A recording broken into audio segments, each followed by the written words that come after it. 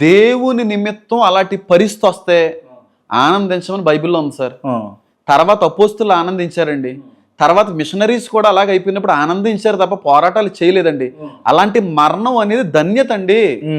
అది రావడం రాసిపెట్టి ఉండాలండి. హతసాక్షిగా చచ్చిపోతాయి. సరే, ఇప్పుడు మీరు చెప్తున్నటువంటి అంశాలన్నీ కూడా మనము ఆలోచన చేస్తూ కాసేపు పక్కన పెడితే కనుక, అసలు ప్రవీణ్ పగడాల అనేటటువంటి వ్యక్తి బార్ షాప్కి వెళ్ళిండు, వైన్ తీసుకున్నాడు, బండి మీద ట్రావెల్ చేస్తూ తాగుతూ తూలుతూ 1-2 చోట్ల పడ్డాడు, ఆగిండు అని అన్నది. పాస్టర్లు తాగుతారా, మందు తాగుతారా? తాగుతారా అనే ప్రశ్న కంటే తాగొచ్చా తాగకూడదా అని అడిగితే మీరు మత్తులై ఉండకూడి అని బైబిల్లో ఉందండి. ఇప్పుడు ఆ సీసీటీవీల్లో కనబడిందంతా కూడా నిజమని చెప్పి ఏ క్రైస్తవుడు ఒప్పుకోవట్లేదు.